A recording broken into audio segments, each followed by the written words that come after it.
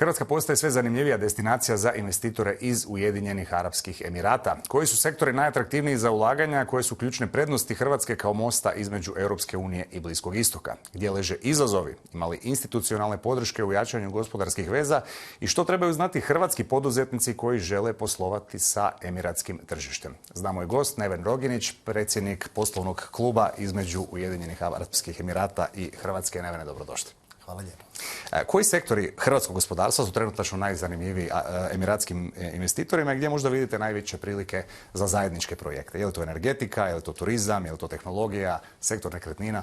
Investitori iz Ujedinjenih Arapskih Emirata sve više prepoznaju Hrvatsku kao stabilnu zemlju unutar Europske unije koja im može biti vrata prilikom izlaska na šire tržište. Ono što smo u razgovorima sa Ministarstvom gospodarstva Ujedinjenih Arapskih Emirata, trgovinskim organizacijama i investitorima detektirali su sektori poput energetike, turizma, nekretnina, obnovljivih izvora energije, IT-a, obrane i proizvodnje hrane.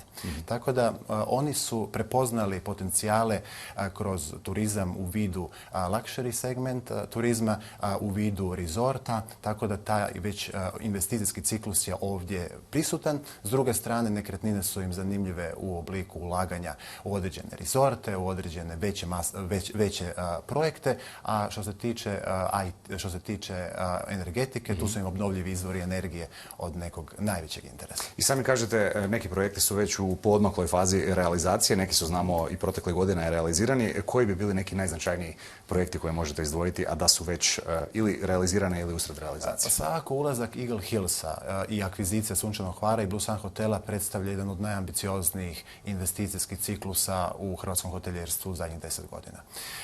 Ono gdje mi paralelno razvijamo neke razgovore i dijaloge su investiranje u različite investicijske hubove, isto tako i informacijske hubove, tako da tu govorimo i o nekim akvizicijama u IT-u i u ostalim industrijama koje smo malo prije nabrojali. Što bi se izdvojili onda, spomenuli ste mi malo na početku razgovora, ali koje bi to bile neke ključne prednosti kojima se Hrvatska može pozicionirati i istaknuti možda u odnosu na konkurentske zemlje kao nekakav most između Bliskog istoka i Europske unije? Može li Hrvatska biti baš ta zemlja? Pa ja sam siguran da može. Geografska pozicija Hrvatske stavljaju u kontekst idealnog distribucijskog centra za srednju i istočnu Europu. Tako da, ali i povezanost generalno sa Bliskim istokom kroz neku povijest i kroz odnose koje smo imali u okviru pokreta nesvrstanih također daju jedan kontekst neke zajedničke povijesti koja se može dobro nastaviti. Tako da smatramo da taj okvir suradnje između Europske unije i između Emirata, upravo Hrvatska tu može strateški odigrati jednu ključnu ulogu u distribuciji njihovih proizvoda na šire tržište Europe. Dobro, rekli ste mi kako investitori iz Emirata dolaze u Hrvatsku i da im je Hrvatska zanimljiva, a s kojim se onda izazovima susreću najčešće hrvatski investitori koji pokušavaju probiti tržište Ujedinjenih Arapskih Emirata? Na koji način tu, između ostaloga, i pomaže vaš klub? Pa, nepoznavanje poslovne kulture u Emiratima. Ipak govorimo o jednom tržištu koje je, kako ja volim reći, više jedan maraton nego utrka.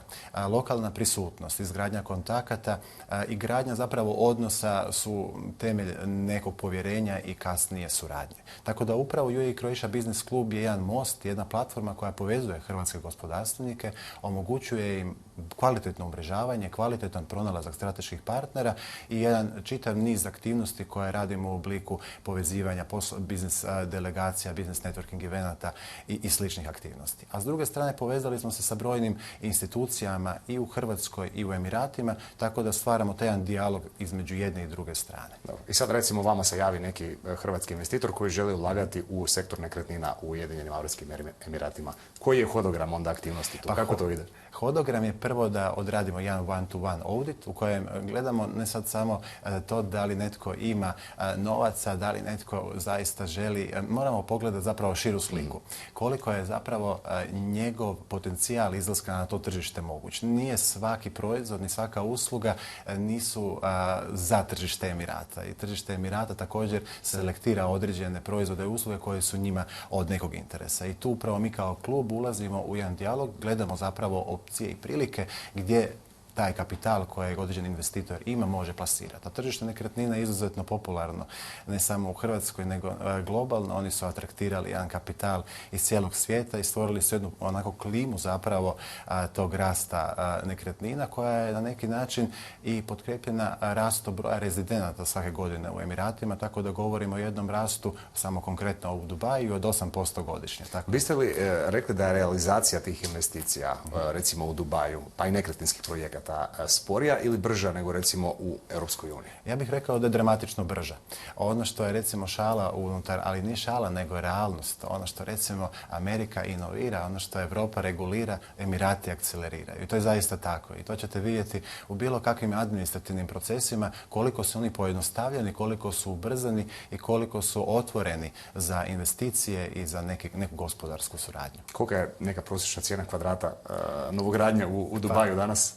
Ispod cijene Zagreba. Govorimo od 3000 već eura kvadratni metar se može naći, a na nekim elitnim dijelovima moguće ga je ugrabiti za 6-6,5. Ali uglavnom ono što nude oni unutar nekretninskih projekata, to su doslovno hotelski amenity, odnosno sadržaji. Tako da svaka zgrada ima bazen, teretanu i sve ono popratno što očekujete od jedne nekretnine visoke kategorije. Rekli ste mi da ste u kontaktu sa institucijama i u Hrvatskoj. Kolika je nekakva njihova podrška u svemu ovome što vi radite? Iznenađujuće velika. I tu zaista moram pozdraviti rad i Ministarstva gospodarstva Republike Hrvatske i Ministarstva vanjskih poslova koji su ovu inicijativu izuzetno dobro prihvatili. Tako da trenutno radimo i na pripremi delegacije emiratskih investitora izravno sa jednom i drugom stranom. U komunikaciji smo sa Ministarstvom ekonomije Emirata, s druge strane sa trgovinskim organizacijama Emiratima i pojedinačnim investitorima, a s naše strane sa svim ovim spomenutim ministarstvima i sa predsjednikom Republike Hrvatske. Tako da planiramo